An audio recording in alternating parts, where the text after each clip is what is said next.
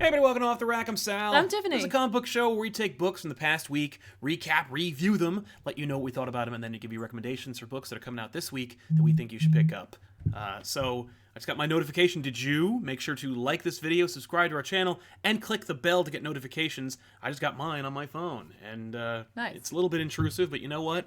I'm glad I get those notifications because sometimes I never know when something's coming out. We've had a number of videos that have come out recently where I've had some people say, I just found this. Yeah. Like a week after it launched. And Yeah. that's not the way we want to do things. No. Hopefully all that didn't scare you away. Let's jump into it. Before we do, I'm going to read the first two. Gusta FB says, hey, not going to be able to stay for long, but I thought I'd pop in. Have a good day. You too, man. Thanks, Thank you very Gustav. much. Hopefully you stuck around for the beginning intro. Maybe you'll check out the show. Gustav was clearly up late last night because we were over on the Purple channel. Yes. By the way, twitch.tv/ComicPOP TV. Watch her on Wednesdays and Sundays. Play video games. Killed Ludwig. You did, and I believe there's a highlight on that you can watch so of you happy. actually succeeding in doing it. Oh, my poor cat.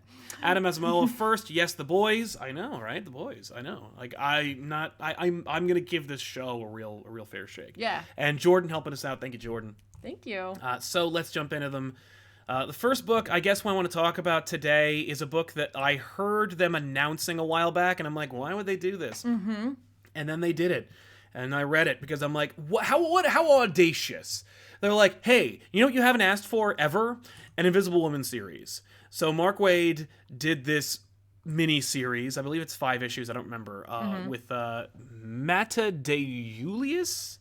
Mattia? De Julius? I think it's an I. Oh, Julius? I don't know.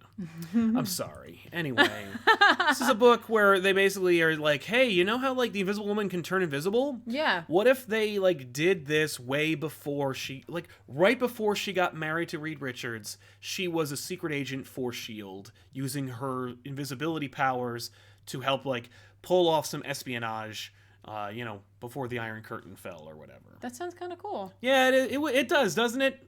So it goes from like a flashback where we introduce like this sexy other agent that Sue works with who calls her Stormy because her last name is Storm, and she has a temperamental personality or something. Okay. The point is he's got this like term of endearment for her, and her whole foible, if you will, is that she will not kill people. That despite the fact that she's on these like high risk missions for the government where you are authorized to use lethal force, she refuses to do it. Well, it works for Batman. It does work for Batman sometimes. The Joker might argue against it, but in any case, Sue basically has this kind of like flashback adventure where we meet some folk. She then goes to her wedding, marries Reed. We get an introduction to Sue Storm if you didn't know who she was already. Sets you up for like what her status quo is, and then she gets a call from the new government head group because S.H.I.E.L.D. is no more. So the CIA calls her up, and they're like, "Hey, that guy you used to work with, he's missing, and the last thing he said was Stormy." And she was like, "Well, then I'll go in there." Right. And he's like, "No, you're not. Because you don't use lethal force. You're too connected to the mission. I just wanted to know if you knew anything else that might help us find him, but you don't, so get out." Well, why would you tell her all that then? Maybe to trick her into doing it, because that's immediately what she does. Sure. It's fun. You also get 2 different versions of Nick Fury. You get Nick Fury Sr., the real Nick Fury, the white, like, old school, Jim Stranko Nick Fury. Then you got the... I was acquainted to, like, the David Hasselhoff Nick Fury. Hasselhoff Fury. Then, in the modern day, she runs into Nick Fury Jr., a.k.a. Sam Jackson Nick Fury, who is, yes, Nick Fury's son, and not the ultimate version of Nick Fury that just looks like Samuel L. Jackson, which would make more sense. Right. So that Fury is sent by the CIA to stop her because they knew she was going to, break protocol and go do that. He instead gives her a dossier, and so Sue goes to Madripoor, the moving island of ne'er-do-wells, and the story wraps, or the first issue wraps up where she is aided by Black Widow. Sure. So now Sue Storm and Black Widow are going to team up on an adventure of a lifetime to rescue this dude that she might have slept with at some point in the past. I will never read another issue of this. It is so boring and so cliche and so tired. It's too bad because I think there's one other Invisible Woman series, but don't quote me on that. But Sue's a great character. She deserves her time in the spotlight. The art is very, very bland. It's very specifically... It was bizarre. Yeah, it has a very, very specific style to it. Well, it's like they're trying to do a hyper-realism on, like, at least in terms of coloration, but, like, it's so, like, muddy and, like, washed out. Like, they just kind of miss the actual things that would bring something to life. Yes. The other thing is the staging and the blockiness of, like, the you know, everything. Everything is clearly, like, photo referenced. Everybody has a character reference, and I find that's wrong like with that. Yeah, but I also find that like that usually limits the artist, even though they're looking to like, you know, have some aid, because they're like stuck in that position, and you're either like applying them to something. In terms of comics, I would rather be surprised that it was referenced than when it's clearly referenced in this book. Okay. It's just the art was who cares. It wasn't bad, just who cares. Okay. It wasn't breaking new ground, nor was it really servicing the story in any like organic fun way. I was just disappointed. Right. Not mad, I'm just disappointed. But the worst it could do is be boring, which is exactly what it was, so I will not be reading anymore. Okay. Excuse me, I'm still getting over my cold. Yeah, everything, whatever it was. I'm saying it was a cold. Yeah. Message retracted from somebody. Thank you very much anyway. Thank Mr. Roboto, Sal, and Tiff, you think we could get an Avengers West Coast film in the next phase of the MCU with Ant-Man and the leader? As the leader? I just assumed it was End the Leader. Yeah, no, definitely. Yeah, Samuel Stearns. It'd be great.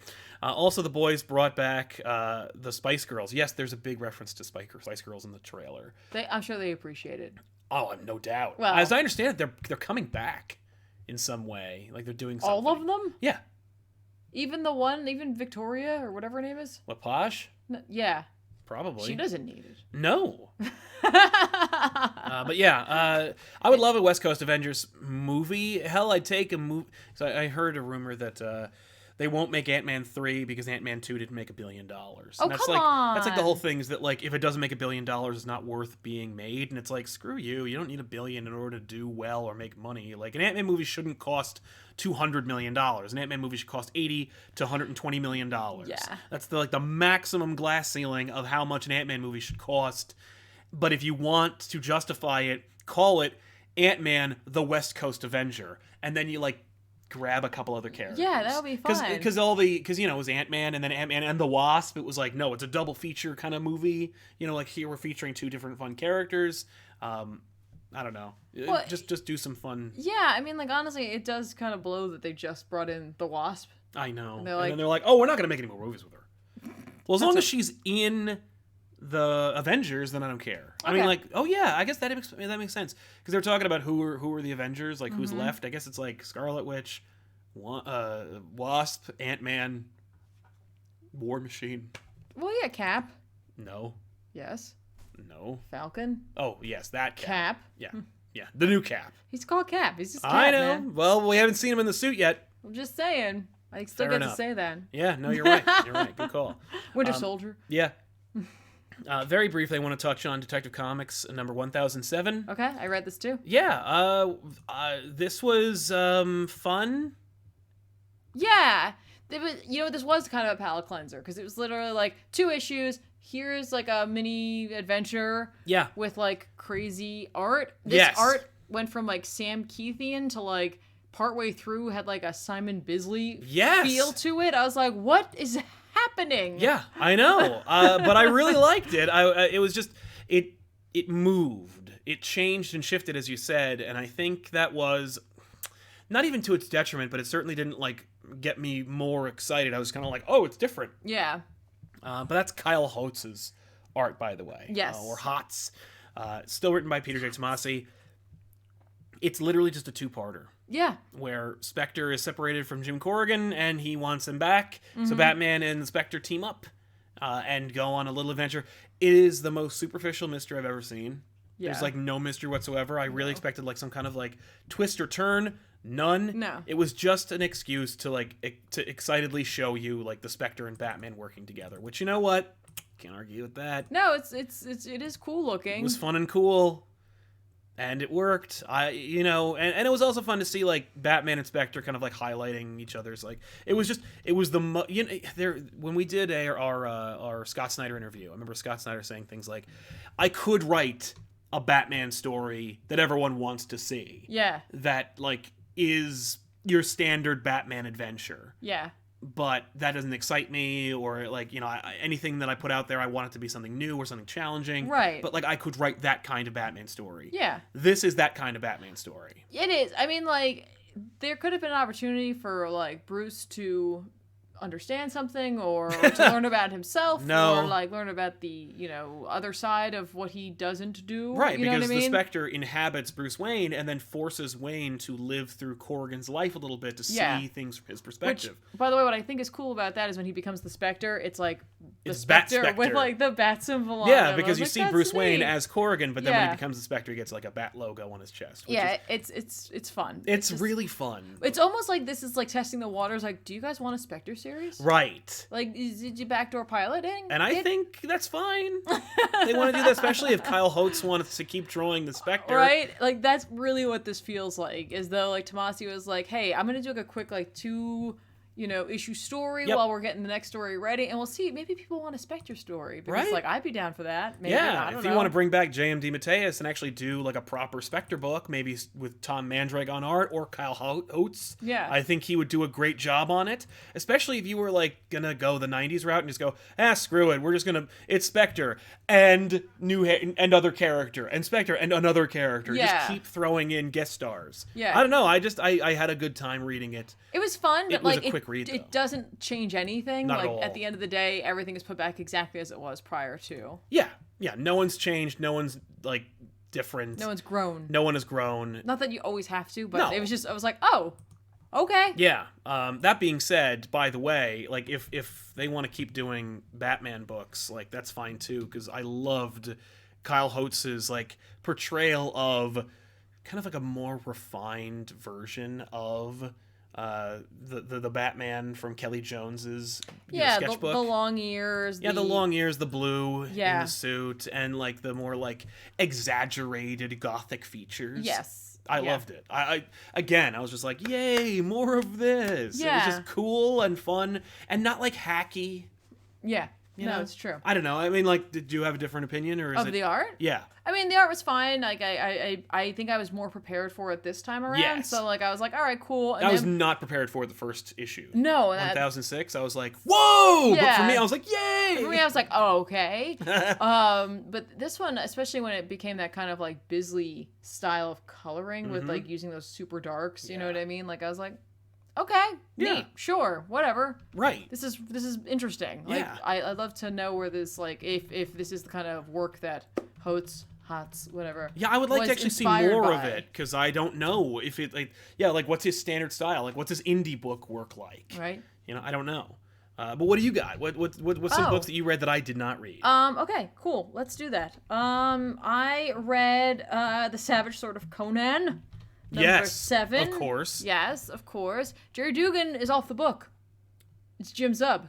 What? I was like, what just happened? That's not a bad switch, by the way. Jim Zub is a big RPG fan. He is. And this story is certainly that. Like, Dugan's was like more like, we are going on an adventure, let's go. And Zub's version of this is very much like I'm laying the groundwork for like a greater thing to happen inevitably, kind of, in a way. Like, and the story starts out where it's called like Conan the Gambler, I think is what it's called. Yep, Conan the Gambler. Conan is in the streets of Shadizar when he runs across a rich merchant who's being threatened. Like, they're going to kill this guy. Oh no! What will Conan do? Oh, Conan's like, all right, whatever. And the guys threaten Conan to like move along, basically. And like the merchant's like, I will pay your weight in gold if you save me right now. And Conan's like, done. Okay. So, like, he kicks the crap out of them, and, like, Zub makes sure to let us know how cool these guys are by being, like, like, they were, like, they're well-known in the mercenary world, and, like, he's, like, giving the resume as Conan is, like, ripping their arms off. Yeah, exactly. Okay, and that, like, that. Against anyone else, like, they would probably be, fine, but, like, they should have known, or, like, they'll know that, like, anytime you fight a Chimerian with a sword, like, you're done. You will lose. Like, you're done. You're over. I'm sorry. Mm-hmm. So then, like, the merchant's like, hey, Conan, so I'm going to this, like, other thing. I will double my price if you serve as my bodyguard. Okay. Like, just come on. Like, come on and do it. But he... Conan's like, well, my purse is a little light, and, yeah, all right, why not? Okay. I'll go for it. I'm down. Why not? Let's do this. So he goes, and what they end up going to is like a gambling den. Okay. I was gonna say, when does Conan become the gambler? Well, they go to this den because like this merchant and the guy who runs the gambling den are both merchants who are like vying for the same location. Okay. Basically, like they're both like, okay, here's the thing, like. I'll play you in a simple game of I can't remember what it's called. Sabak. No, it's not called Sabak. It's called because it's important to know what it's called because like basically we're setting up a murder mystery game. It's Serpent's Bluff. Okay. Where basically it's like you gotta get to 13 total for your cards without going over, much like blackjack. But there's like these 3 special cards that can pop up. There's like the king, the serpent, and the witch. Okay. And like you use those to like screw your opponent over. And you kind of have to know how this game works to figure out who's winning and losing. Basically, where it's like the serpent can eat one of your cards, which could be good for you. Oh yeah, because you don't want you want to get rid of a card. Yeah, exactly. But like the king will protect against that, or you can eat someone else's card or whatever. I guess. Can you make it regurgitate the card for your hand? Yeah, obviously. And then the witch can like show you something or whatever, right? And like clearly, like we're gonna see these like characters. Like there's a woman who's there, whatever. Yeah. Who's like, I'm like, you're the witch. All right, cool. Anyway, the guy's playing. He wins 2 hands. He's like, "Oh, I'm gonna win," and Conan's like, "Don't get cocky." Yeah, exactly. Like, relax. And Caro the Callous, who's the opponent or the antagonist of this book, is like, "Yeah, listen to this dude. He knows what's up." And then the merchant just like stands up, like is like, like has a heart attack and dies. What? And like Conan's like, you killed him. He was poisoned. Right. He must have been. Because it's not like this dude. Like, it's not like you don't die of high cholesterol in the realm that Conan comes from. Right. Or like right now. So like Conan's like, all right, well, I guess I'm going to leave. And they're like, you can't leave. This guy said that you two were brothers and that like, you know, if you hurt me, it's like cutting him, or if you cut him, it's like hurting me. So you got to play for him. You have his debt now. So oh my god. Yeah. So if you forfeit, you got to go into this pit where like the Sarlacc, or not the Sarlacc, the Rancor is down there. Naturally. And so Conan has to gamble now and also like solve the murder mystery of what happened to this dude. And I'm like, okay. This is a different style. Like this is a different speed of Conan story that I was expecting. Yeah, no, it's like Casino Royale, but with Conan. With a lot less clothes, which is like seemingly impossible when you think about a Bond movie. Yeah, no, that's true. So I mean, this is just Zub's interpretation of it. For me, the biggest loss is actually, I think, in the art. Yeah, it's very, like, standard one note. It doesn't really, like, say anything. I get it. There's, like, something kind of nostalgic about it. However, I think where it hurts the most is in just how stiff the art is. Like, just very, very stiff. Yeah. And I'm like, that's a shame. Right. That's a shame. I've seen Luke Ross's art before, and it's not bad, but... It just wasn't. Maybe he wasn't ready. It wasn't working for me, and like Conan looks a little bizarre. He does look a little bizarre. That's really for me. I was like, he doesn't look quite like Conan. Yeah, I don't know. Yeah, I don't know. I hear what you're saying. So maybe you'll be reading one Conan book from now on. Right. Well, I mean, like Aaron's really been delivering for me. I do kind of want to know where this is going to some degree, but I think if the next book doesn't really like hook me, I might be off of Savage Sword and just be picking up Conan. But we'll see. Right. You know, like I really can't like. I'm getting 2 Conan books that I didn't expect to enjoy even remotely. And That's I'm true. like all on Conan now. I'm just like, yeah. I know. It's like, I don't know. Saint Lucia says, what do you think of Batman TMNT? Also, is Lucia like the Pokemon? Oh. So how do I say that? I don't know. I'm saying it like Lucia, but I don't know. Lugia? Lugia? Saint Lugia? That sounds more like a Pokemon name. In any event, Batman TMNT... I didn't read the most latest issue because the last 2 I didn't find nearly as engaging as I thought I was going to. The premise of it was more exciting than than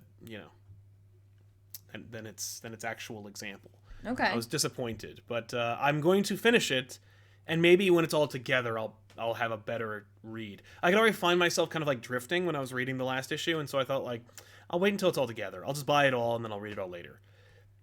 DC, Mr. Roboto says, needs a Spectre movie animated with Liam Neeson playing the voice. There is actually a Spectre animated short that's part of the DC animated pantheon you can check out. I don't recall who plays the voice, but it certainly isn't Liam Neeson. And Android Didier says, is GBU on a break? I missed that show. Love you guys. Yes, it is. Only because we haven't had a chance to shoot it. It's just taken a long time. It takes a lot of effort to shoot the show, read the books, alongside everything else, and we've had a lot of weeks where like one or both of the guys haven't been around. I thankfully shot a lot of buffer stuff when it came to back issues over the last like while. So GBU is actually going to be coming back hopefully in the next 2 weeks. We're shooting, hopefully, if everyone's available, with wisdom teeth and chin splittings and whatnot. It's just been a whole mess of everybody being sick or broken. Okay. Or all right, to be fair, chin splitting was a totally different friend. It's representative of our problems. But the fact is, we are planning to shoot a new GBU literally on Thursday. And I'm excited about it because it's going to be 0-hour issues. Just DC 0 issues. Yeah, I'm excited. So I was trying to see if anybody else did, because I was trying to look it up to see what it's pronounced like. Like, which is funny because then I ran into the whole thing, like the argument about the fact that it's like in, Japanese language, there's no L sound. Yeah. So I'm like, I'm not going there. No. Even though I know, yes, that's accurate. Like there is no like true L sound. So I'm not sure. I hear you. That's in terms of like if it's a hard G or a. Yeah, or a soft G. It's just GIF versus GIF. Right, exactly. GIF versus GIF. GIF versus GIF, because I know I'm correct. It's GIF. No, I know I'm wrong. The creator said GIF. I know. I said I know I'm wrong. I admit it. But I like GIF better. I read the first issue of Superman Up in the Sky by Tom King and Andy Kubert. This is... I think the idea was that, like, this is the Walmart book that Superman had... And so Bendis was doing the Batman Walmart book, and Tom King was doing the Superman Walmart book. And I've heard a lot of people say, like, oh, they need to switch places. Like, this is what Bendis should be doing, and this is what Tom King should be doing. And it's like, okay, I mean, like, that's, like, the most superficial analysis you could think of. But, like, let's look at Superman Up in the Sky as it is, on its own. Superman Up in the Sky is seemingly taking place in another friggin' universe, because Pa Kent's alive, and the suit is different. Again, like, almost... pitch perfect, the classic suit. Sure. Superman is drafted by Batman in like a really characteristic and beautiful way. Basically, there's a child that is missing and they were taken into space, and Batman's like, you have to go find her. And Superman has like a whole like moral quandary about whether he should leave the Earth unprotected to go look for this one little girl. I think I've seen this already, and I think it was in friggin' Brian Azzarello's Superman book. That being said, okay, let's see it again. So we did, and in this case, it's kind of like, oh, that's interesting. Superman basically like goes around like people. He asks people whether he should be doing it. He ultimately decides to do it. He goes to the Rands, where where Adam Strange comes from. Oh, okay. Because they can see theta waves, and he uses their theta wave reading projector to find this little girl who is like a big fan of Superman. Okay. It winds up like being kind of like a weird fever dream that Superman goes on, in which he sees the like worst case scenario of what being a Superman fan is. That being like, it's a little boy who puts on like a bathrobe or a bath towel, and he jumps off the roof and he dies. And it's like, oh wow, like yeah, I also was worried about like those fears when they had them in the 1950s. Right. That being said, okay, I guess that's a thing to be worried. It's a weird like stuck out of time book. Okay. Because like Lois and Clark are working together at the Daily Planet, and Chief Perry White is like kind of Perry, and they use like typewriters and older computers, so like who the hell knows what period it's... They're in the Batman the Animated Series universe, kind where of, yeah. You don't know what the hell's happening. No, but like I wouldn't worry about trying to place it. What matters is like, is it a compelling story, and is the art really good? And I can tell you that the story is basically compelling. It is a genuine Superman story, at least it seems that way. And the art is good until it isn't. Andy Kubert does a nice job with the art, doing like some really fun, like classic Superman moments. And then he gets bored or tired or both, and the art gets like really sloppy. Interesting. It's cool, and then it isn't, and you're like, oh. That said, like everybody behaves the way you would expect them to, but still they manage to tell an interesting, or at the very least original, story. Which is like, yeah, that's the whole conceit that everyone's been arguing about. It's like, hey King, not everybody has to be reinvented for them to be compelling and interesting. Right. It's yeah. weird. There's like slight the feel of Frank Miller. Yes. Well, it's Andy Kubert drawing Batman, and the last thing he drew of Batman's was The Dark Knight. Oh, I meant specifically in Superman. Oh yeah, no. Well, he drew Superman in Dark Knight 3 Master Race as true. well. Yeah, it feels very much like that. I'm not saying like 100% like, you put them together, you couldn't tell them apart, but I feel that influence. Big time. Yeah, they are weirdly blocky and everything like that, but you can see what I'm talking about when it comes to like the art kind of like still being technically great, but also being a little sloppy. Like, he takes liberties with like anatomy and with faces, and it's kind of like, and you expect that to happen in wide, far away shots or very small panels, but like in full page splashes, kind of like, oh. I guess I would say that my biggest issue between this splash page and the first splash page, is that the first splash page is composed really, really well, and that one seems to have lost its like composition details and is more or less just trying to get all these things on this page. Yes. But you do get a couple of really fun, like, Andy Kubert DC Comics pinups. That's cool. And that's kind of fun, too. And that's neat. Yeah. Why not? But again, because it's set in another universe, turn your brain off and enjoy it. I did. So check it out. Certainly I like it more than anything from Rogel Zar. Gustav says, where would I start Conan? Kind of interested. Well, with the new ones, I would grab Aaron's run, because it'll kind of set the tone just for Conan in general. I think you're only like 9 issues in or something like that. 7, maybe? Maybe. If this is issue 7 of Savage Sword, I think it's like 6 issues then. Because I think Savage Sword launched like right after or right around the same time. Yeah, so right Conan. Around 7 at this point. So just read them all. But if you're looking for like, if you like Jerry Dugan, then like Jerry Dugan's Savage Sword that just kind of wrapped up last issue with it is good too. It's great. It's just, it's a little different feel. Right. Very straightforward. Like, here's the story, beginning, middle, and end. Whereas Aaron's, as I've said before, is like showing you each issue a different adventure in Conan's life, going from like when he was younger to like to where he's going to be. Well, no, even like just becoming a king, and then it's bookended by the current state for Conan, which is King Conan, who is dealing with this like Crimson Blood Witch thing. So like, I'm loving that one in particular, but that's not for everybody, that type of storytelling, but I love it. Right. So good. So check that out. Z Berm says, do you prefer Up in the Sky to Bendis' Superman? I mean, it's only one issue, so I can't like say it's better than Bendis' entire like 40 issue run so far. But I am liking the concept, and it, because it's set in another universe, it's like, oh, well, do you like Superman for all seasons, or do you like Superman Secret Origin? Like, they're all different interpretations of Superman's like history or a story in his life, so it's like it's apples and oranges, but I do dig it and check it out, at least until the next one. Okay. So from there, what do you recommend? What's another book that you read? I'm gonna go really quickly into the indie spectrum for a second.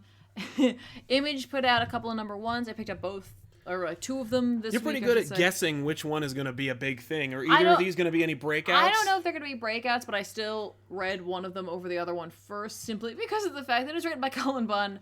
And I've got a real problem. Apparently. Yeah, you got a real fixation with Cullen Bunn stories that you don't even know are written by Cullen Bunn until you've read them. I'm like, oh, no, I picked it up and I knew, like, upon looking at it, that I was like, oh, all right, Cullen Bunn, cool, whatever. So I grabbed it. So the 2 books I picked up were Unearth, and then the other one is Reaver. I haven't read Reaver yet. Reaver is like a fantasy Game of Thronesian style story. Okay. Both of them have spectacular covers, part of the reason I picked them up. Honestly, like, some of the design in this book is just spectacular. Like Who did it? Well, the art's by Baltimore Rivas, and the cover art is also by him. Good. Or them. But like that intro page, that like credits page is just awesome. so good. to sum up Unearth, it's like a whole bunch of things a lot of us like from horror all rolled into one thing. And maybe it'll be good.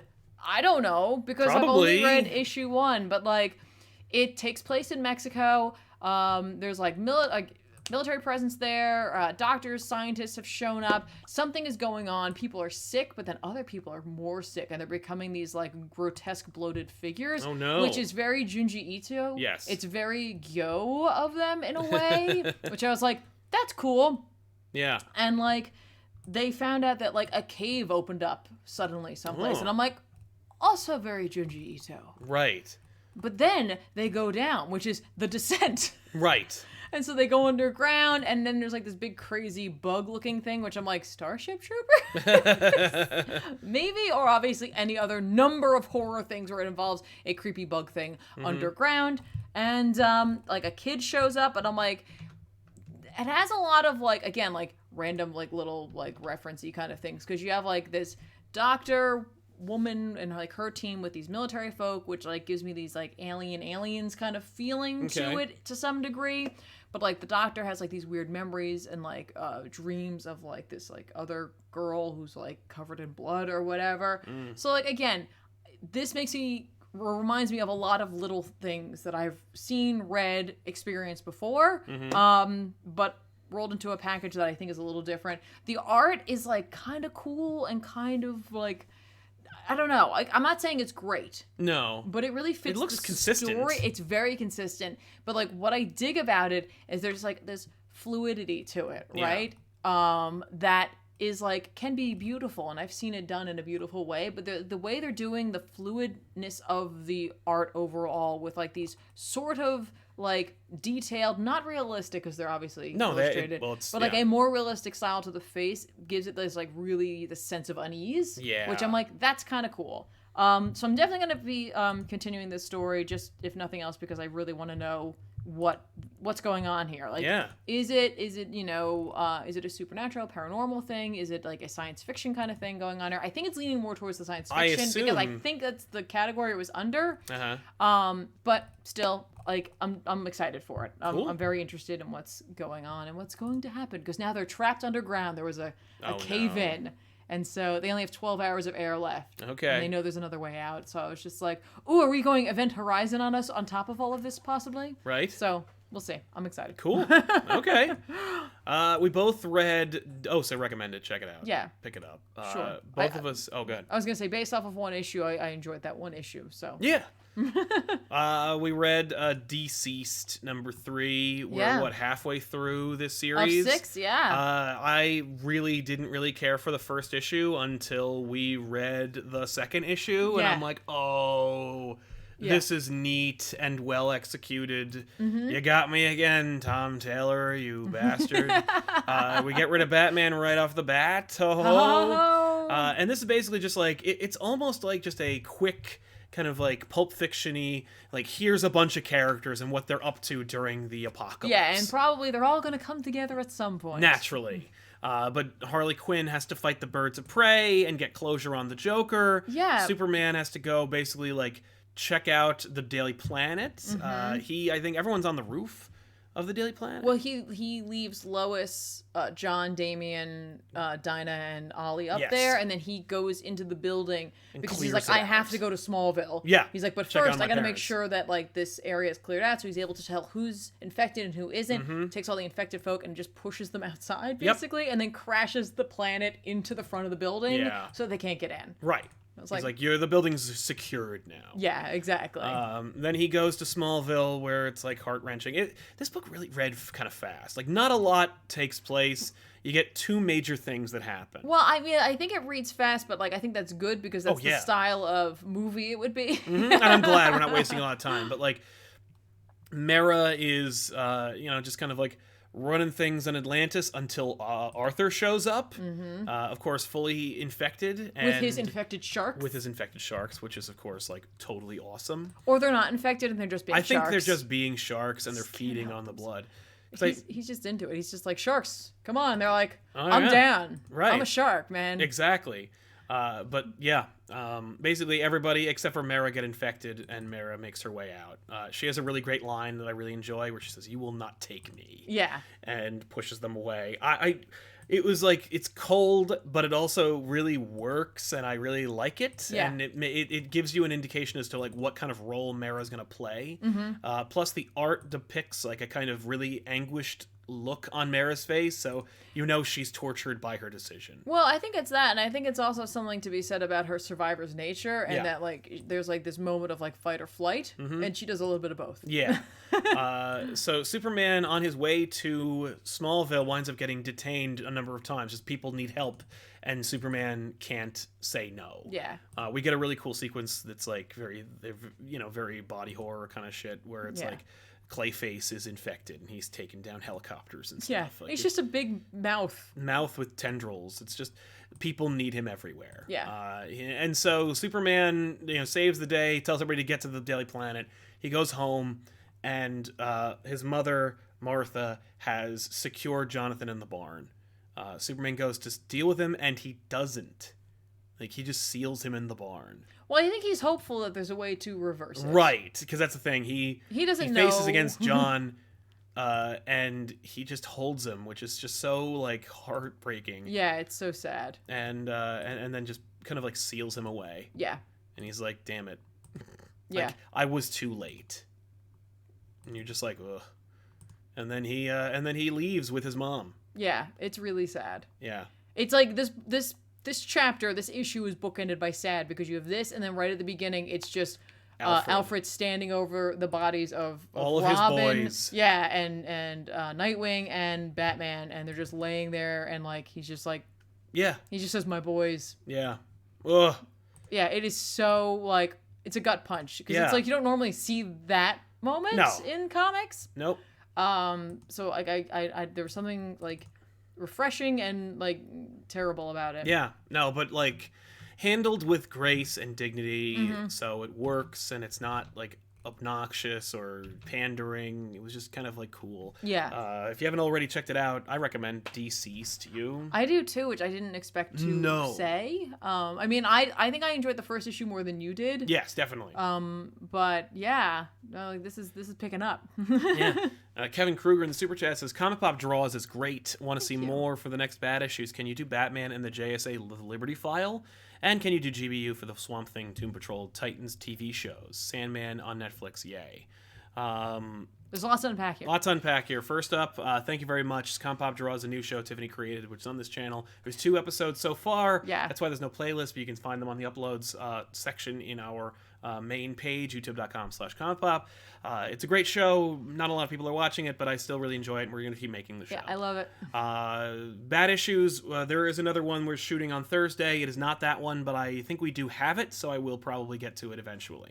GBU, not a bad idea, actually. Try to tie it in with the DC Entertainment or Universe app. Lineup, yeah. Doing like Titan, Swamp Thing, and Doom Patrol. Sure. Not a bad idea. I like that idea. And Sandman and Netflix. I didn't know that they were moving it to Netflix. I know that there were... Oh, that's right. Yeah, no, they're making the show. Sandman and Netflix. What do you think? Right? I mean, why? But... I know a lot of people are very excited, and I think it disappointed a lot of people that I wasn't more excited. Yep. I'm gonna have to hold all judgment until I see the final product, because at the end of the day, if they were ever going to do it as a show, it should have been animated. Yeah. And they didn't need to do it as a show. And I know a lot of people are like, yeah, but Neil Gaiman's attached to it. That doesn't mean anything. Yeah, he was also attached to Mirror Mask, and that's like one of the most boring movies I've seen. I wasn't a big fan, but like, you know what I mean? Like, I love Neil. I love his writings. But I never like giving an opportunity for a creator to change something they've already done. Yeah. And they always take the opportunity. Yeah, and there's unless it's Peter Beagle, in which case you get every version of The Last Unicorn is the same one you saw before. But there's also a couple other names attached to it that I'm very concerned about. So we'll see. I really can't. You can't judge until it's out. Literally, it's been an announcement, so I'm just not excited. No. That doesn't mean anything, though. Exactly. There's a lot of things I'm not excited about. Right? Yeah. Why make a list? Any other books you want to recommend or talk about? Yeah, I will talk about another book that I picked up that I've never read before. I haven't read the title before. But yes, that's right. I picked this book up because of who was on the cover of it. I picked up Ironheart number 8, which came out. It's Riri Williams' Ironheart number 8. Yeah. Because Doctor Strange was in it, so I wanted to check it out. Naturally. Especially because Strange is going to be losing his book. So this just dropped me right into the middle of whatever the hell has been going on with Ironheart, which is pretty amazing because I'm like, well, gonna have to figure this one out based off of nothing, because that's what I'm gonna judge this on. What if I didn't have the internet, which is ridiculous since I'm reading it on an app, but you know, whatever. Like clearly some sort of like zombie-esque apocalypse, but they weren't zombies, has happened in Riri's city, and they fixed this, but like magic was involved, and there was like a big jerk who like made her feel bad, and like that like she could possibly be like have evil inside of her, evil intentions inside of her, because he felt like he saw something in her. And like that really gets to her. But at the end of the day, like the Wasp is there. Like Nadia. Nadia Pym, is there. She takes off, and then Riri's like, I need to get some like mystical help because the 10 rings are involved, so like I need to go and figure it out. And who else will you go to if you need mystical help but Doctor Strange? Which is like, yes, you know what? I love Doctor Strange, but like that's one of the best uses for him. Yes. It's for him to show up in other books and be like, oh, I see you're dealing with magic. Let me tell you what's what. Thank you for calling me, and not just pretending like you could handle it on your own. Right. Strange is wearing the Wade costume. So and he will until editorial tells them to change it. I'm just saying, like, the writer at least is paying attention to what's going on currently, which is more that can be said for a lot of writers at times. So like good on that, or at least the artist is as well. So like good on them. Strange is battling a demon when she shows up. She kind of assists him in dealing with it by like he freezes it and then she uses her little missiles and it makes it explode. Right. And he's like, do you do that a lot? You just come into people's houses and just shoot missiles? Do their shit? Yeah. Well, no, shoot missiles and near things that could potentially break. Right. Is that what you do? They have a cute little conversation a la Thor Ragnarok where like he's like, have a seat. Would you like something to drink? Tea? Oh, no, she wants soda. Okay. She calls it pop. And then she's like, oh, I mean soda, sorry. Right. And he won't give it to her because it's bad for her teeth and she's a growing girl. So he gives her tea and they chat about, you know, what's been going on and that she is, she tells him a bunch of stuff and it isn't until the fact, or until she mentions the wellspring that he gets interested, honestly. Yeah. He looks ridiculous. I know he does. Like, that suit sucks. I'm not a fan. At the very least, like, this version of it, he looks like he's wearing an Iron Man suit. Well, Iron Man designed his, like, space armor, and then he went into space and made his own outfit. Right. So, well, I don't know that sucks. what happened. I'm just saying he looks like an idiot. I'm not a fan, honestly. And in this style, it's particularly egregious. It highlights what's wrong with it. Yeah. Anyway. So anyway, the wellspring's been like sealed off. It's something that's been like sought after and what have you. But like Strange believes that there's another way to get in, and he doesn't want to tell her because he's just like, what is it? Why do you want to know? Right. And like so he like uses the Eye of Agamotto to look into who she is as a person, finds out all about her history, and he's just like, for personal use. And she's just like, yeah, what about it? And he's like, well, that could be good or bad at times. I can't say either way. Right. But at the end of the day, he ends up giving her the information that she seeks and like a warning, of course. Naturally. And that she finds out that the way to what she's looking for her answers is in Wakanda. Okay. So she's off to Wakanda. So we're going to do like, so this is his appearance. This was it. This is next issue will be, Black Panther's appearance. Well, it's Shuri. Oh, I see. Yeah.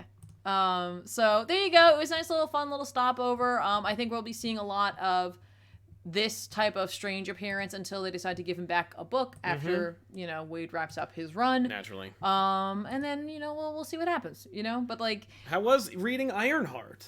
It was fine. Like, how's Ironheart? It was okay. I mean, it definitely has a very different feel, which, I was like, I'm going to read a Doctor Strange book. And I'm like, no, I'm not reading a Doctor Strange book. I'm reading a totally different character's book, and Doctor Strange shows up. Yes. That being said, Strange was written fairly well, while keeping the tone of the book, but also making sure not to make Strange seem so not himself. Yeah. So I was like, good on you. Very good on you for doing that. It was fine. I wouldn't gravitate towards it, but like I'm not a science-y person. You know what I mean? Like I'm a science-y fiction person or a science fantasy person. But Iron Man never really drew me in either. Yeah. So I don't know. No, I hear you. It wasn't bad necessarily. It right. just didn't hook me other than the fact that you put Doctor Strange in it. Yes. Multi-Cheerio says, will you ever do Battle of the Cowl or OMAC project? Probably not. Battle for the Cowl is a stopover for a bigger event, and the OMAC project is not anyone's interest. Like, nobody wants to watch that video. Besides you. Mr. Roboto says, why does Damian Wayne get pushed, but not Khan or Superboy, who was more compelling, being Lex and Superman, in my view? I don't know. I'm not sure what that means, but I will say, if you're talking about making... Yeah, I have no idea what he means. But I will say that, like, Bendis likes Connor Superboy because he remembers him, so he's going to use him. I think he's just saying, like, why is Damian Wayne, like, so, like, in everything? Oh, but like, not Connor Kent Superboy? Yeah, like, why push one character over the other? Because no one, as far as editorial goes, nobody wants a legacy character like Connor around. He takes too long to explain. He's too redundant. And the books that he was in stopped selling, so they are not a proven property. And Damian Wayne is newer and more malleable, and we can sell him better. Also, Grant Morrison is still on the payroll, and he made him. So, as opposed to, like, the guy who created Connor Kent Superboy. Right. So there you go. Cam says, David Goyer's a hack and a clown. Screw that guy. Agreed. So, good luck with that. Thanks. I will say... It's like you're saying good luck to me, basically. Yeah. I will say Alan Heinberg, who is also working on the show, wrote Avengers The Children's Crusade, which is some of the best comic book retconning in classic New Avengers years. I don't want retconning. Oh, I know. I'm just saying that, like, he's not a bad storyteller. Fine. But David Goyer is, and so...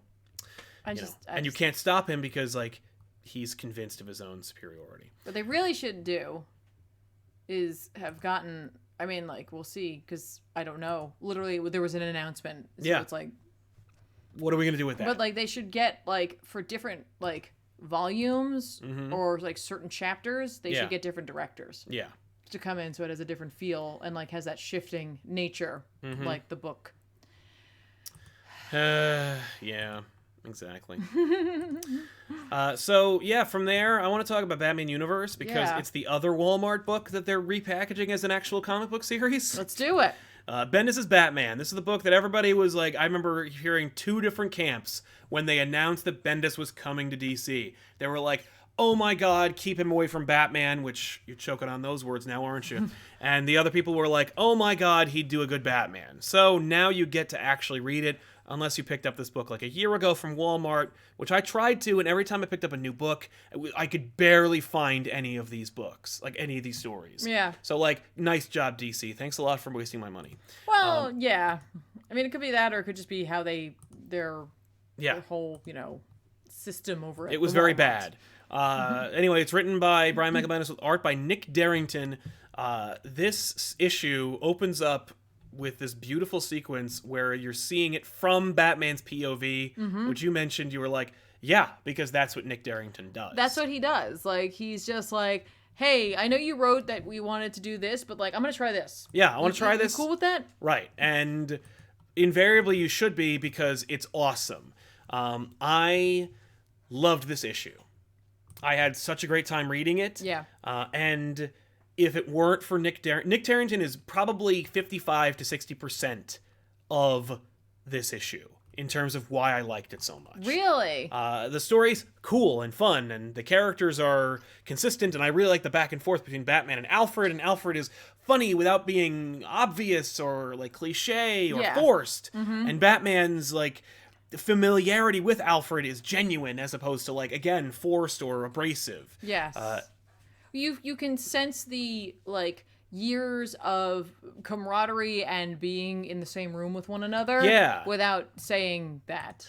Also, there's, like, this Bendis trope in there that's really well done, and I don't know if it's because the art distracts you from it, but, like, Batman's talking to Alfred over the Bat radio the entire issue, and people keep mistaking him talking to them versus him talking to Alfred. Yeah. I don't know why, but it worked this time. Yeah, it was fine. For the most part, I find that kind of thing, like, kind of dumb. And in this case, I found it kind of, like, just fun and charming. Right. And I think that's what is the key here, is that fun and charmingness, which is kind of what this adventure has, which I think is why Darrington's arc worked so well. Yes. Because there is something fun and charming to his work. Yeah. While also just being really great to look at. Like, I've gotten to enjoy it in Doom Patrol, which is why when you mentioned he was going to be on that, I was like, is that going to work? Yeah, I remember you being very cautious about it, and I was like, no, I love... You're like, you have shown me how great he is. I can't wait to see it. But, like, what I was worried about was that, like, he wouldn't be able to do the kind of stuff that I felt made his work just the next level. Like, that meta-ness. Like in Doom Patrol when, Danny tells the story via comic books and like comic book covers, and like, it's incredible, but he doesn't even need that here. He finds his own way around it, obviously. And I think it looks fantastic. Right. I'm so glad you agree, because I thought this was like one of the best looking Batman comics in a long time. Well, it has like a sense of nostalgia. Yes. And like, but a modernity to it. I agree with that. A modernity. Yes. If you will. And it also has a really great sense of design. Yes. Which I really appreciate. And there are some moments where we see Batman and it has this whole like lino cut feel to it, which you may know as like this kind of like stamping thing that you can do at times, but it relies a lot on heavy lines. And I was like, that's so cool. I just love it. I just love how that felt. I agree with you about the nostalgia look. But like I said, like it is modern. It doesn't hurt that it's about the Riddler. Yeah. Basically, Batman needs to catch the Riddler. Riddler sends a riddle. It's pretty obvious and superficial. Batman thinks that's kind of weird. When he gets there, it's a flash mob of Riddler impersonators who are all stuntmen. So he's like, ooh, they're stuntmen. That means I can kick their ass. He chases after the Riddler, and it turns out the Riddler is like afraid, and he's forced into goading Batman using riddles. And so, like, there's a mystery afoot, which is like every best Batman story you could possibly imagine. Yes. Also, goddamn, this book looks so good. Yes. And like I will drop it when Nick Darrington isn't drawing anymore, but I don't think he is, because I think they finished it. Like, I think they finished the arc. That's great. So that's it. I don't know if I get the title of this book. Like Batman Universe. I don't know. But I don't care. Maybe it's like they probably titled it that so that, considering where it was originally released, to get those who don't read Batman comics to just buy a Batman comic. Just buy this. Oh, Batman universe. I love Batman. I want to go into his universe. Sure, why not? And his universe, by the way, couldn't look better. By the way, like everyone from Nigma to Gordon, like to Batman, his 5 o'clock shadow is some of my favorite stuff. Yeah. Just his Batman. He looks great. He looks like a guy. And it's interesting. His design, like, is like not quite the short ears, not quite the long ears. No, it's like a nice little, like, it's something I don't see often, and so it feels fresh. Yeah. There is like something like I'm not saying it looks like this at all, but like just some panels give me like a Brave and the Bold. Yes. This book should have been called Batman Brave and the Bold. Absolutely. I had the exact same thought. No, I had the same thought. That's great. Obviously Bendis can't help himself. He puts Ginny Hex in there, who's a character he created. Oh, really? Yeah. Oh, my God. Yep. He's out of control. Yep. And he will never not be. Batman sees her for a few seconds, and then she leaves the book forever, so whatever. Fine. I mean, like, here's the thing. Even if it hints at the idea of Batman dealing with the supernatural, you know me, I love that because it's just, Batman fish out of water. Yeah. Even though he's not, because he's done it so many times, he just hates it. Yeah. Yeah. So then Batman fights Deathstroke the Terminator, and it's an awesome fight. And, things don't go well, and then Green Arrow shows up and saves his ass. Yeah, by the way, what I love about Darrington's work, and also the letterer they got for this, is how on board they are to incorporate onomatopoeia into the actual artwork, and not just make it as an overlay, or make it a whole panel thing. Like, it's literally just part of what's happening. Yeah. And, like, when he says Green Arrow, it does the nostalgia thing of it being the logo for Green Arrow. Yes. And I'm like, that's just so fun. Yeah. I really just had a great time reading this, but again, like you said, like a lot of it was due to Darrington. Yes. Yeah, the charm is there. Who's legitimately a really nice guy. Like, he's just a really cool, friendly dude. Yeah. No, this book is everything. It has everything going for it. But if like Mikhail Yanin had drawn it, it would be like, who gives a crap? Right. But who colored this? I have to assume it's his usual colorist. I'm wondering that because I think that's Tamara Bonvillain. Here. Pardon me. I'm just still getting over this cold. It's just horrible. Oh, here. Go here. Oh, never mind. Oh, no, I wanted to. Never mind. I'll do it. You keep talking. All right. Well, it's just for my own edification. I just want to know. No, it's not. It's Dave Stewart. It's a little off. That's why I was wondering. It's not quite. No, but I kind of like it. I love it. Yeah. I think it looks really, really good. I was like, it's very vibrant. Yeah, it looks good. It's actually a little more muted for his work from Doom Patrol. Yeah. But I was like, that works. This looks great. I had a good time. A good time was had by me. Agreed. So check it out. Buy it. Because it's so good. Yeah, I mean, here's the thing. You know us, we're not really ones who are big fans of Bendis's Superman. Nope. But we're judging this entirely on its own merit. Mm-hmm. So I liked the story. It was fun. Is it like a silly Batman mystery thing? Yeah. Yeah. What else are you reading comics for? Well, sometimes I like it to have a little more depth. Or sometimes. But and sometimes they surprise me with it. But otherwise, you know. But this is what I like. I'm not saying that Bendis should take over Batman, but I don't mind Bendis writing a Batman little mini. Yeah. Sometimes that's what writers do best. Yes. So I don't know. Yeah, like guys who are currently on Batman. Tim Mickleday is helping us out, and Adam Asamoah says, "Can we get Frank Miller's 300 for the 300th back issues?" We've all read 300. It would just be us talking about it. We also all saw it. We all saw it, so we all read it. Because it's literally the book. No, they left out one panel of this and that, and no. It's the same thing. So, no. Trust me. You wouldn't want it. It would just be us being yeah, I agree. I agree with myself. Who wants to watch a comic book show where it's just a bunch of, white dudes and a girl talking about the book they read? That's the most obvious thing you could get. So... You don't want that. I'd watch that. You could everywhere. Just type in comic books on YouTube and you'll find true. it. So let's recommend some books that are coming out this week. We think you should pick up. Ooh, let's do it. Or at the very least that we're going to pick up. Yeah. I'm going to check out Jimmy Olsen #1. It's from Matt Fraction, so obviously it's going to be great. But it's also Jimmy Olsen, so you never know. But Jimmy Olsen finally, a 12-issue miniseries is coming out. I know that this has been teased for a long time. Wow. This is coming off the heels of the Lois Lane book, which we did buy but didn't read because I just couldn't care less about the Superman universe right now. Just couldn't care less. I just love that you bought it, though. I did. I bought it. I'm like, I'm going to read this. And I just was like, ugh. Well, I went to go read it as well. And then, I just kept slotting things over it. Other that things I was like, I need to read this. I need to read this. But I hear it's good. And it's not by King, so it'll be even better. Also, it's not by, what's his name? Bendis, so. What's his name? We just talked about him a whole lot. I know, what's right? His name? The Moef Social Club says Mr. Miracle back issues is happening. Yeah. Yeah. Tiffany's gonna do it, and probably sooner than later. I'm not gonna pretend like I'm not struggling with the idea of having to explain that book to Ethan and Ben. Yeah. Not gonna pretend like that. The struggle is real, folks. The struggle is real. Totally. So yeah, what do you recommend? Oh, I'm not a big Aquaman person, but lately I've been a big Aquaman person. I know. I just literally can't get enough of Victor Bogdanovic's art and kind of digging on what Kelly Sue DeConnick is doing over there with Aquaman. So I'm going to say Aquaman 50.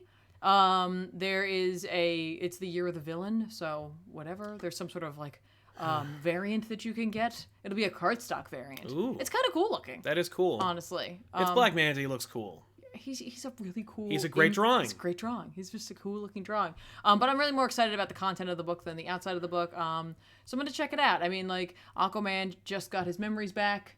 Mera has some stuff going on too. She's back. They were dead, but now they're back. Yeah. Uh-oh. And she was pregnant. Dun, dun, dun. Yep. So. I am in. I'm recommending Silver Surfer Black #2 of 5 from Donny Cates and Trad Moore. The first issue was fun and interesting. It's Donny Cates being look at my characters that I created recently. But at the same time, it's a love letter to Stan Lee's favorite character. Or at least from what he said before. Everyone is Stan Lee's favorite character. But it's a Silver Surfer book. So if you want to see more Silver Surfer, you got to buy it. But #2, second issue out of 5, it's not, if you already bought the first one, you're practically almost finished with the series by now. I think that's how that works. Well, no, check it out. It's the art is crazy and the story is neat. Yeah. So and it really plays with it. Yeah, and it's cosmic. So if you're looking for something very cosmic. Yeah. I'm sure this won't be the last cameo or surprise character who appears in the series. Sure, right. So check that out. I'm going to. Okay. What do you got? In the wake of everything over in print-wise over at DC saying they're going away, Young Animal is still rolling in strong. Yeah, what? Just literally Doom Patrol just came out, and now Collapser will be coming out. It seems like very indie, so I'm going to check it out. I'm going to give it at least one shot for me. It is only a 6-issue miniseries. It is a 6-issue mini, so like that's cool. But like it's about a dude who ends up with a black hole. Like he gets it in the mail. Very Acme of them. I'm sure Wile E. Coyote sent it to him. But the cover looks neat, and sometimes that's enough to get me to pick up something. So right. I'm going to check it out. That's fair. I've heard some weird speculation on Captain Marvel #8, and so I'm going to check it out, because apparently there's already like a lot of crap around it. They're dropping a new character in this book, and so there's like the speculators market's kind of like picking it up. They're like, oh, Marvel's created a new female superhero character, and they're debuting in Captain Marvel #8 from Kelly Thompson. I really liked the Amanda Conner covers. I think Amanda Conner was born to draw Carol Danvers. I love her style in general. I mean, she was born to draw Harley Quinn, but in a pinch, she should draw Carol Danvers. But if she's over at Marvel, she might as well, because she's great. But like, I kind of fell off this series, but like I liked where it was going, so I'm gonna pick it back up and take it as an opportunity to catch back up, because why not? Okay. And since I don't participate in speculation, that kind of thing, I will not be buying it in physical. So there you go. There you go. My last thing is, if you have been getting on the anniversary printings of Sandman, the 30th issue or 30th anniversary of Volume 10, The Wake, the final of Neil Gaiman's The Sandman is coming out, so you can go check that out. That's not counting like Overture and the other random things he wrote later on. This is the final of the main series. Yes, the end of Sandman. Yes, so you can go check that out and learn a little bit more about Daniel Hall, kind of. You would have really learned that in the kindly ones, but it's fine. Yeah. Check it out. Yeah, go ahead. Well, with that in mind, we just want to thank you all so much for hanging out with us. And before we go, I tried out a new thing. So if you haven't already checked it out, go to Instagram.com/ComicPOPofficial. I'm trying out this thing. Nobody wants to watch con videos. The con video thing is dead, or at the very least, like unless you're just starting out and you're trying them out, in which case I think it's really valuable to try to do, because it teaches you a lot about like working with other people and talking to them and interpersonal relationships and how to set up a shot and how to deal with the sound and lugging camera equipment to conventions. We don't need to do that anymore. It turns out we never really did, but it helped us learn a lot. But like the con video, like, oh, look at the comics, look at the toys, look at the walls, look at these characters. Yeah. Like the cosplayers. I feel like that video is kind of is absolutely the dodo on this channel. You will not be seeing any more of those videos on YouTube.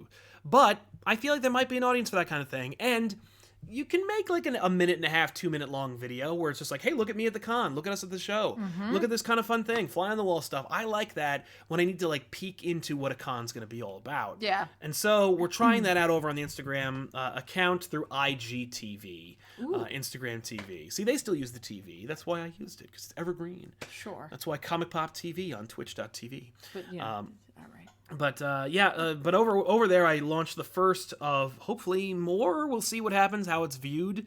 I went over to Denver Comic-Con like last month, and I shot this I had nothing to do on the last day. Legitimately, my plane left at 6, the con started at 10. It took 45 minutes to get to the airport. I had nothing to do. Right. So I shot like a lot of B-roll with my phone. And I finally sat down today, cut it all together in Premiere, and made a little video about it. Nice. And threw it up on Instagram TV, IGTV. So if you go to our Instagram channel, you can watch that video and see if it's like something you might enjoy.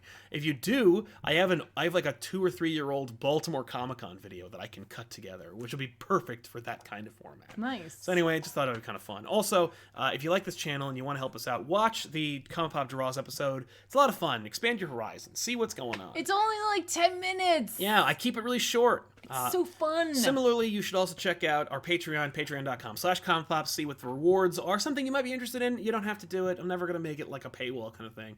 But you get early access and updates and stuff like that. And just recently, some people just received some special Primo ComicPOP boxes full of stuff from the office. Nice. So if that appeals to you, check it out. Otherwise, we'll see you here on this channel. I'm Sal. I'm Tiffany. Don't forget what? They're super chats. Oh crap!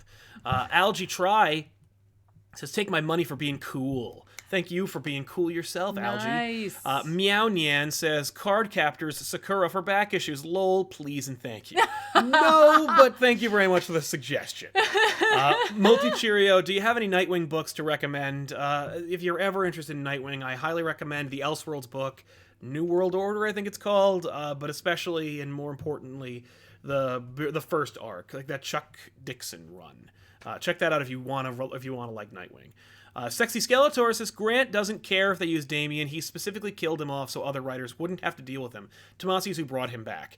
Actually, I believe Editorial brought him back, and Tomasi was the hired gun that did so. And yes, Grant Morrison did, in fact, deliberately kill Damian, but what he fails to understand, or what he fails to articulate to his biggest fans, is that what he did was he created Damian.